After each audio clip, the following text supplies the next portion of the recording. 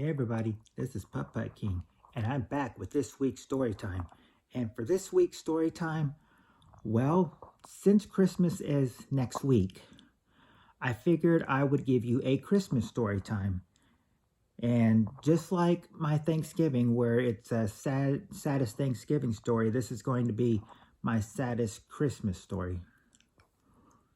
It all happened back when we had family visiting for Christmas back in 2007. We had my sister and my brother-in-law and my niece at the time. My nephew was not born yet at the time.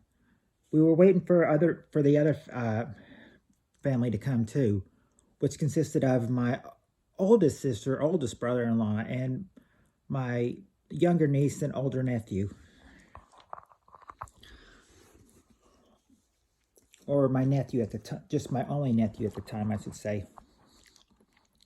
But, yeah, I mean, this was back when they were kids, so, of course, when they were all together, around, then, it can be crazy for them, it can be crazy for kids to, want to see their cousins on Christmas and, just have a ruckus all around. But it's not the ruckus that made it all bad and everything. What made it all bad was that, mainly it's, if I remember correctly, my sister and brother-in-law got a call on Christmas Eve saying that my brother-in-law's dad, he was in the hospital. So they were spending Christmas there while he's in the hospital. And mainly the wife, his mom, they were just telling, giving like an update on how he's doing and, let them know as more information comes through, what happens, and keep us updated, or keep them updated at least. Well, that was what they heard on Christmas Eve when they were here. They didn't hear anything else that day, nor Christmas Day. The day after Christmas is what was the really revealing horror part. Sorry, I've got the sniffles a little bit. But when they got the really horror part, what happened was that, so Christmas Eve, it's just, maybe thinking about her husband. And, and then Christmas Day, it's just, joyful and everything, Christmas Day got a lot of things, kids are celebrating a whole lot and, just being happy. And then, of course, with everyone here, I think I ended up sleeping on the couch and everything. And then I heard, well, here's what I heard.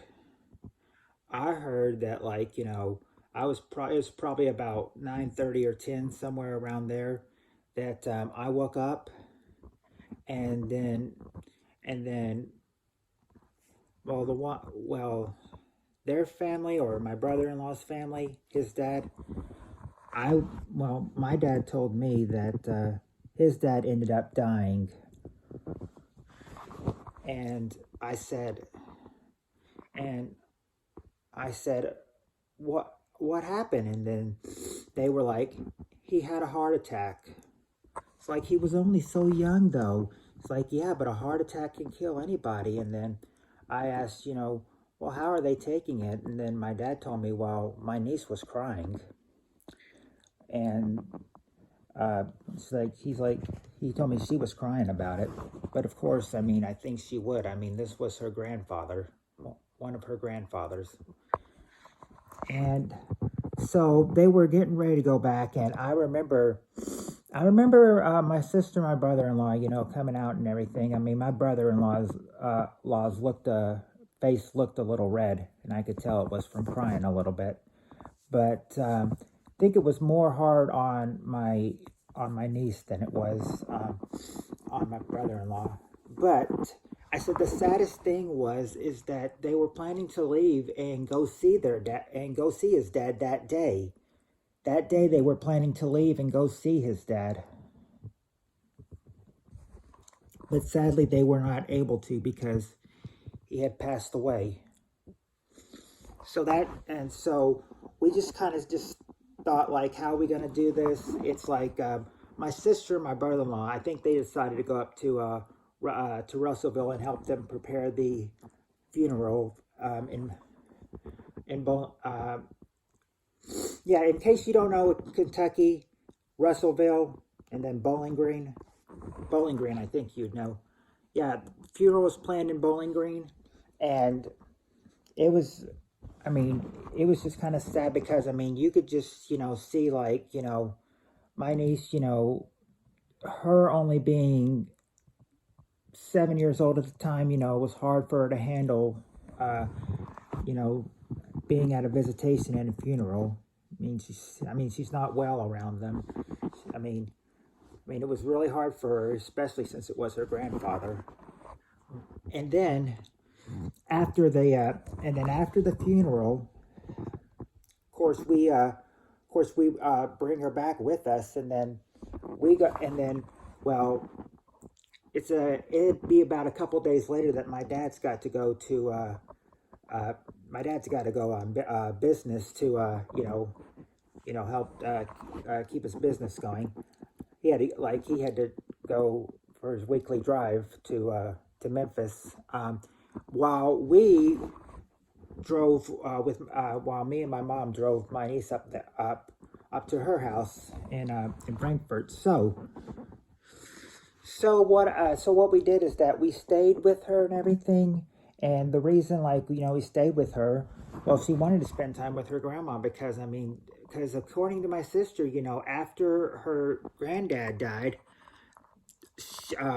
she wanted to spend time with, her with all her grandparents now, because after what happened to her grandfather, she basically didn't know how much time she had left with her grandparents. So she wants to spend a lot of time with them before they go. And that was the reason that we stayed up there a week. For me and my mom, that is. But yes, according to my niece, his mother my brother-in-law's mother, called them about 7:15 the day after Christmas morning to inform them that her husband had passed away from a heart attack only at 55 years old. My sister said it was hard to explain to my niece at 7 years old how some people can survive heart attacks, but why her grandfather didn't, and why he was only 55 years old. And next week on the 26th, it's going to be 16 years since he died. Next Tuesday will be 16 years that he exactly died. Anyway, for this sad Christmas story, I hope you do end up having a happy Christmas. And if you enjoyed this story, hit the like button and hit the subscribe button so you'll never miss another video. And I'll be back next week with a much more happier story than this. But until then, I hope y'all have a great week. Y'all have a Merry Christmas and a Happy New Year, and I'll see y'all soon.